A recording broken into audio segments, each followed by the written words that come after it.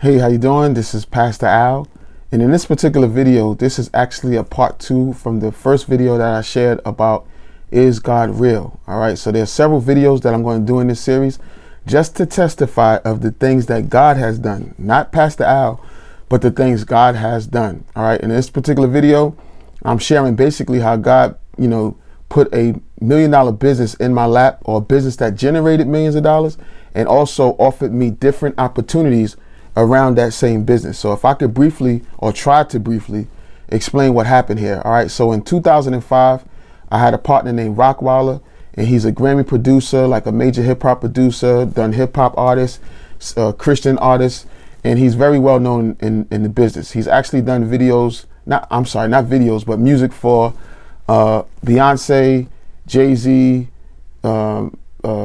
Method Man, Redman, anybody that's big, Erykah Badu, like I could go on and on. Janet Jackson, he did one of Janet Jackson's whole albums and whatnot.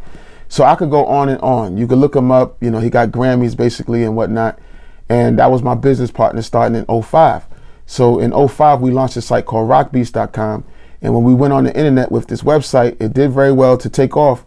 But a lot of producers online started hating on him and saying, now major producers are coming online and basically stealing our territory or taking from us or whatnot, so we can't eat.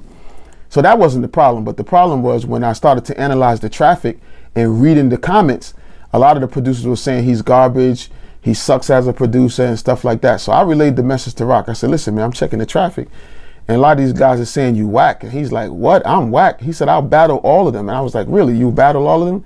So I said, I'll call you right back. So I went and registered rockbattle.com. I went to GoDaddy.com, registered the domain name for $8. And I was like, I called him back. I said, listen, now we can battle him.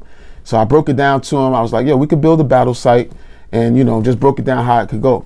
So, I had already been doing web development because I basically built the first site we did 100% myself. But the fact that this one was going to be a little bit more data intense, I needed some help. So the month before, actually 2 months before, a company in Canada called Trailblaze basically reached out to see if we needed anything with the launch of our first website. So I declined. But when I came up with the idea for the second website, I reached back out to them and said, listen, I need some help on this or whatever.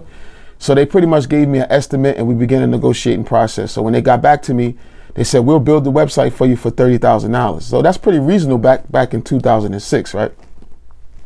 But I wasn't 100% sure if it was going to take off. And, I didn't have the money to invest like that, and I wasn't going to have Rock do anything because I wasn't 100% sure. So the negotiation I did was I told them, I said, listen, this is a sock for Rock. We don't know where it could possibly go, but why don't y'all guys work on the site and manage it while you develop it, and we'll give you a commission. You know what I'm saying? So basically, they said they agreed. So now I got a business basically for $8 because that's all that came out of my pocket. I got the developers to agree to maintain the site, to take a certain percentage of the proceeds, and then we was off to the races. So all I then did was write out a press release. I sent it to all of the hip hop sites. World Star Hip Hop wasn't around at that time, 2006. I think they launched about the latter 2006.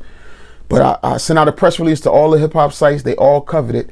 And on the first day, 600 producers from all around the world, all over the world, signed up on this particular website. All right. So the site was just cash flow positive from day one. And we at times we would pay out producers from 40 to 50,000 a month on commissions on their money. Plus we had subscriptions coming in. So this particular site just took off, and it offered other opportunities because then when people, found out about that site, they wanted to know who was marketing it. And another company in Tennessee contacted Rock and was like, who's doing your marketing? And they basically flew me out there. And there was $1 million in debt in a particular beat company that they invested in. But long story short, I got them out of debt. I probably end up in a year's time made like $160,000 with them. And then also other opportunities came. I'll give you another example. Okay, there's a few of them. But I was in the forum on my site one day, and a bunch of producers were complaining that they wasn't making any beat sales, and guys whose beats were not as good as theirs were on the top charts for selling more beats than them. So I saw that, and I took that as an opportunity, which I do. So I registered sellmorebeats.com and basically put together a 10-hour course on video, something like what I'm doing right now, but it was geared to producers, telling them step by step how to build up their traffic, how to use YouTube, get a YouTube channel, and do marketing on Google, and how to get on top rankings, all that stuff like that. I put it in a course, And in the first week, I sold 1,000 of them. 1,000 of them for $47 a pop. So that was like $47,000 I made in 1 week, right? And then I continued to make more money with that particular product. So this particular businesses that started with Rockwilder had offsprings that was just developing cash everywhere, okay? So it was a lot of cash coming through, and I was particularly grateful. Now I need to share with you, okay, how that all came about and why I say this is what God did for me. In 2003, I prayed to God. I had 2 barbershops at the time. So if you listen to my last testimony video, the video number 1, you hear me say that me and my wife, we had 2 barbershops. Well, we went down to 1 barbershop, and she was basically home with the kids and doing all the type of fun activity with the kids, and I was missing out. And one day she went out with my brother's wife, and they went out and took some pictures. And when they came back, and I saw the picture, I was just looking at the picture. It was my wife and my 2 sons, and I was like, something's wrong with this picture. And then I came to the conclusion that I wasn't in the picture. So that was crushing to me, because then I was just like, God, I gotta get away where I could get something that I could do where I don't have to have a business, where I have to be there all the time. All right. So, I was grateful because the barbershops on average was making like $10,000 to $12,000 a month as far as profit is concerned. But I had no time with my family. When I came home, I was exhausted. I had no energy for my little young kids. They wanted to run around the house. So I gave them a good 5 minutes, then I would knock out and stuff like that. So that was no good. So I went to God about it, all right? Now you got to understand, I was saved, or I started to develop in my relationship with Christ in 1998. So this was about 2003, pretty much 5 years later. I'm going through all of this, and I went to God about it, and God basically gave me a few answers. He said, if you want a new life, and you want different businesses like you're asking me for, and you want that financial freedom and time, I need you to give everything you have away. So I act like I didn't hear that in prayer. I definitely heard it, but I act like I didn't. And even the results of what I did after the fact, or my actions after the fact, showed that I was being really rebellious, because I tried to keep the shops and start something else, and I failed horribly. I ended up having to go back to those shops at the time. So this time I said, I got to get out of it, right? So God is telling me to get rid of everything. So basically, without really saying get rid of all of my money, he's just saying get rid of all of the stuff. So now I put my house on the market. It was a house that I bought in 1999 for $150,000, and then I got a buyer. So in 2003, February 2003, somebody bought it for $304,000. So I basically made $150,000 off the sale of that house, and then I sold my barbershop to my friend Dasu, who's basically a friend on my friends list here. What's up, Dasu? You check this out. But Dasu negotiated with me to buy my barbershop for $42,000. So what he did was he gave me half cash, and then he gave me half in a promissory note, right?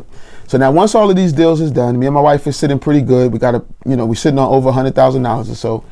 And then I go pray to God, like as far as the move we want to make, because we was planning on going to Virginia. Well, all of those plans changed. I heard different. Me and my wife, the taste of Virginia just got out of our mouth, and we were stuck. So I said, all right, let me go talk to my parents, because the house, we had to get out the house. We sold it. So I talked to my parents, and I say, listen, we just need a place to stay for just about a month, maybe, till we figure out what we're going to do. So they said, sure, fine. Yeah, no problem, whatever. So now at my parents' house, I'm praying, and God tells me, I want you to give every dime you have away. Give all your money away. So I'm sitting there like, nah, I didn't hear that. Now, every time I turned on the TV, all right, my parents had cable, I turned on the Word Network, I'm hearing somebody testify how God was a blessing to them if they gave all their money away. Then when they gave all their money away, these blessings came. So I would not even watch the Word channel for 7 days to intentionally not hear nothing like that. As soon as I turned on the Word Network, I hear somebody testifying that they gave all their money and their possessions away, and God blessed them. So I'm sitting here hearing all this. I'm like, God, are you speaking to me? This is what you're telling me to do? So now I decide, all right, I'm going to give some money away. So I'm asking God who to give some money to, and I come to my first pastor, who's Bishop Lester Williams. So I give him a call and say, hey, I got to stop by and see you. So long story short, I'm outside of his office, and I'm trying to write a $7,000 check, but it's like God is telling me write an $8,000 check. So I have the meeting with the pastor, and I say, hey, pastor, I got something for you. Here's a gift. You can do whatever you want with it. Use it for your church. Use it for your personal use. It's for you. All right. So when I leave, he calls me later that day and is like, hey, I'm glad you stopped by, because I needed exactly $8,000. So, small talk about that, but I just kept saying, what's 8? So I went to the Christian bookstore, and the number 8 represents, because I bought a book on numbers, it represents new beginnings. Okay, God got different numbers, what they mean. I didn't know it at the time, but God was telling me he's going to do a new thing with me. Okay, so now this became the ongoing thing. So me and my wife decided to travel up and down the East Coast. And while we're traveling, we're just giving money away. We're going to churches that we like, ministries that we like, just giving money away. couple of people we helped out. All of the furniture in my house, I walked into this young couple's house that had no furniture. So all the furniture that I had in storage, I ended up giving them. They had a whole house full of flat screen, not flat screens, because I had box screens at that time, but big screen TVs, leather couches, they got it all. So now I don't have nothing. And the only thing I didn't give away was my laptop, which was the time that I was, following God. I was learning how to do web development. So 9 months go by, and my father comes to me and he says, hey, listen, man, you've been in the house here for 9 months. Your family is here. Like right before we sold the house, my wife told me she was pregnant. On actually the day we was moving out, she told me she came down the steps and she's like, I'm pregnant. So that was baby number 3. So now we're in my parents' house, 8 or 9 months. The newborn is there. My father's like, what's going on? Y'all here for 9 months. Because I didn't tell my parents what God told me. So I'm just sitting there expecting God to do something while I'm there so I can get out of there. So my father comes and he's like, the water bill is getting high. The electric bill is getting high. What's going on? So after he talks to me, I said, listen, Dad, I'm being honest with you. I don't have no money. I gave all the money away. This man looked at me like I had 3 heads. He looked at me.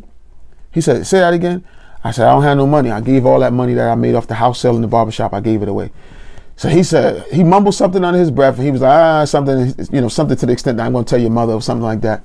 So there has been no time in my life where I have felt lower than that after that conversation I had with my father, because I felt like, I'm not even a man. I'm sitting here. And see, one of the instructions I had from God was that I could do other things, but I couldn't go back to cutting hair, because I had been so successful in cutting hair that all I had to do was stand at the corner where I used to have my barbershops and I could make money.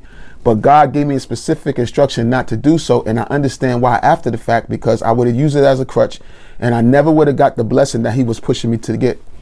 So now, after my father talked with me, I go down into my parents' basement and I lay out on the floor. It's a dirty basement floor. It's not finished. It's not a finished basement.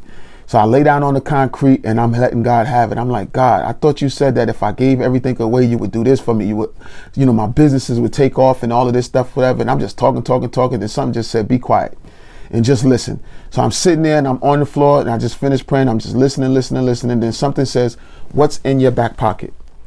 I'm like, I keep my wallet in my back pocket. God said, the money that you have from the sale of the shop. So you got to understand, when I sold the shop,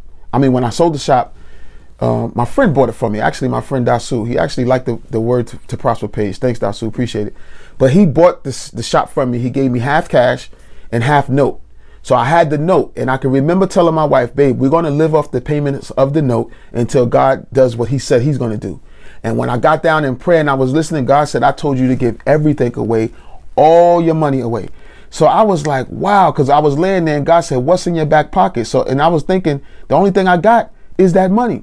So when I got that revelation, I ran upstairs to my wife. I said, babe, the 17,800 left over from the notes that's owed to us? She's like, yeah. I said, we have to get rid of it. It's cursing us. So she's like, all right. At this time, I already gave away everything. It was nothing to her. So she was like, all right.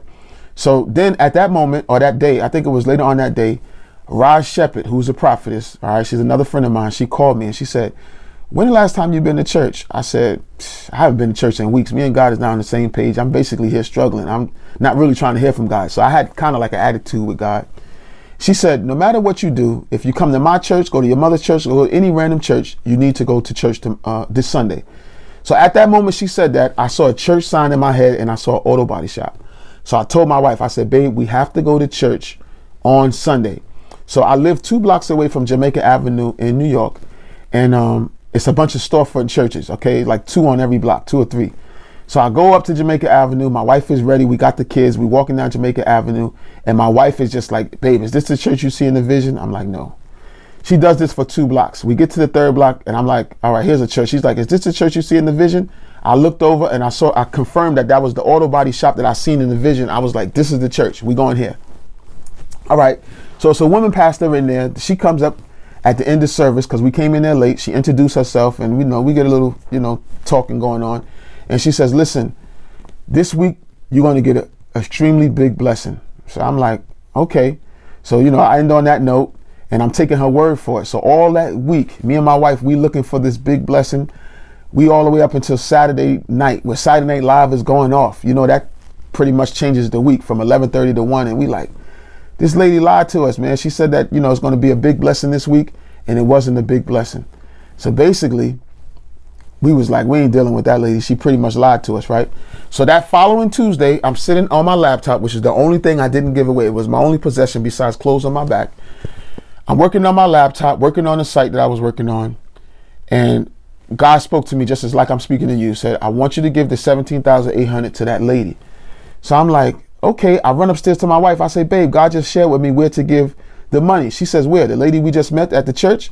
I said, yeah, that's what God told me. So that was our confirmation, because God spoke in her spirit, spoken in my spirit. So a lot of things kind of work like that for us in our marriage. So anyway, we couldn't wait to get to church on Saturday, but we got into an argument on the way because my wife was like, babe, I think you should give that money to your parents, because we've been living there for like 8-9 months, going on 10 months. You need to give them that money. I was like, no, because God specifically told me to give that money to that pastor. So we get to the church.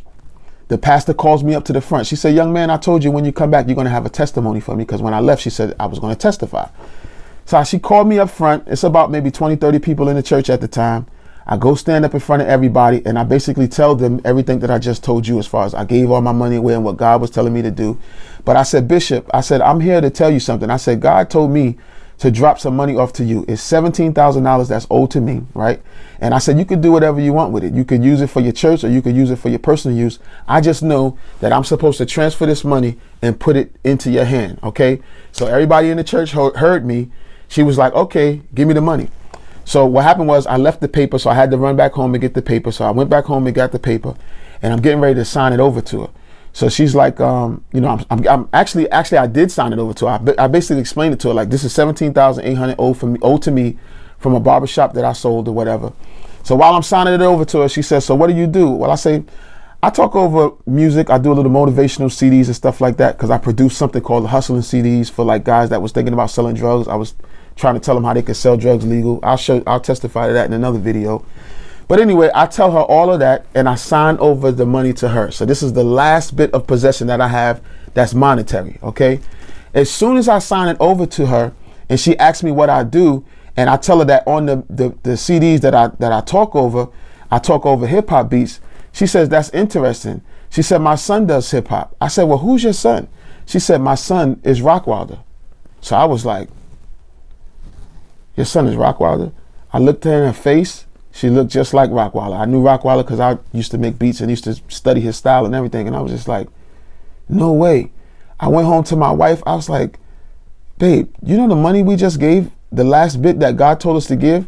We gave it to Rockwilder's mother. And it confused the mess out of me, because I'm thinking, why would God have me give it to Rockwilder? But in my spirit, I kind of knew something was brewing, because God made a promise to me. He said, when I give away all, he would then turn my businesses over and do exactly what I asked him to do. And basically, I can't say long story short, because you got the whole story. So all of the stuff, I talked to Rock. Rock came off tour. He was on tour with Missy Elliott. He came off tour because his older brother had passed away. So about the third or fourth time that we got to talking, we became brothers. And we launched these businesses, because I asked him, I said, hey, you want to start businesses together? He said yes. And the rest is history, like you just heard. God gave me those businesses. God put $1 million in my hand because I was obedient to what he said to do. That's all I got to say in this particular video. But catch me on video number 3 where I elaborate some more. All right. This is Pastor Al, and I'm telling you right now, if you got any questions about thinking if God is real, God is real. And that's my testimony.